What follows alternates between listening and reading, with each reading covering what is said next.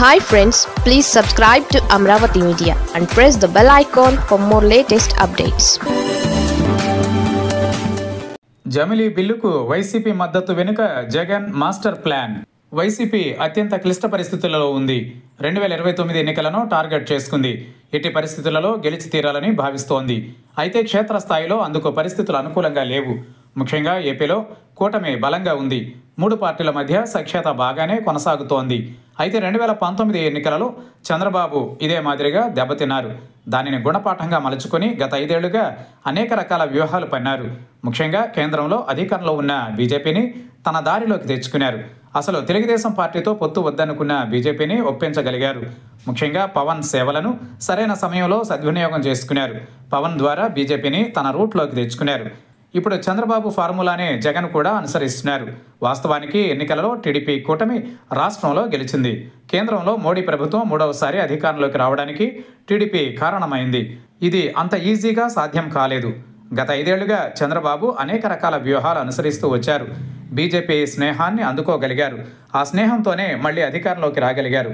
దానిని గుర్తు చేస్తూ జగన్ ఇప్పటికీ బీజేపీతో సఖ్యతగానే కొనసాగాలని చూస్తున్నారు. ఎట్టి పరిస్థితులలో బీజేపీ స్నేహాన్ని వదులుకోకూడదని, చివరి వరకు అదే పరిస్థితిని కొనసాగించాలని స్ట్రాంగ్గా డిసైడ్ అయ్యారు. తాజాగా జమిలీ బిల్లుకు లోక్సభలో మద్దతు తెలపడం ద్వారా తాను ఇంకా బీజేపీతో స్నేహాన్ని వదులుకోలేదని సంకేతాలు ఇచ్చారు. మోదీ నేతృత్వంలోని ఎన్డీఏ కూటమిలో చంద్రబాబు కీలక భాగస్వామి. అది కొట్టి పారేయలేని అంశం. కానీ సరిగ్గా 5 ఏళ్ల కిందట జగన్ ఏపీలో అధికారంలోకి రాగలిగారు. అప్పుడు జగన్కు ఎనలేని ప్రాధాన్యం ఇచ్చారు కేంద్ర ప్రజలు. ఇప్పుడు చంద్రబాబు మంచి మెజారిటీతో విజయం సాధించగలిగారు. ఇప్పుడు కేంద్ర పెద్దలతో గౌరవించబడుతున్నారు. అంటే ఏపీలో ఎవరి బలం ఉంటే వారి వైపు కేంద్రం మొగ్గు చూపినట్టే కదా. ఒకవేళ ఇప్పుడు కూటమి ప్రభుత్వానికి ఏపీలో వ్యతిరేక పవనాలు వీస్తే తప్పకుండా జగన్ బలపడతారు. అదే జరిగితే జగన్ వైపు బీజేపీ మొగ్గు చూపదని గ్యారంటీ ఏంటి? విశ్లేషకులు సైతం ఇదే రకమైన అనుమానాలు వ్యక్తం చేస్తున్నారు. రాజకీయాలలో ఏదైనా సాధ్యమేనని చెబుతున్నారు. ఏపీలో బీజేపీ బలపడాలంటే తప్పకుండా వైసీపీ ద్వారా అది సాధ్యమయ్యే అవకాశం కనిపిస్తోంది.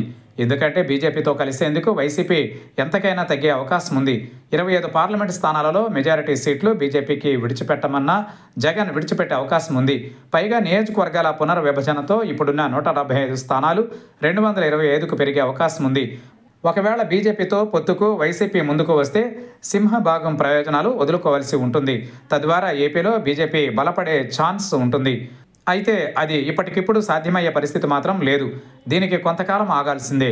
అయితే జగన్ చేస్తోంది అదే. జగన్ ఇండియా కూటమి వైపు అడుగులు వేస్తున్నట్లు కనిపించింది. కానీ అదే సమయంలో బ్యాలెన్స్ పాటించడం ప్రారంభించారు.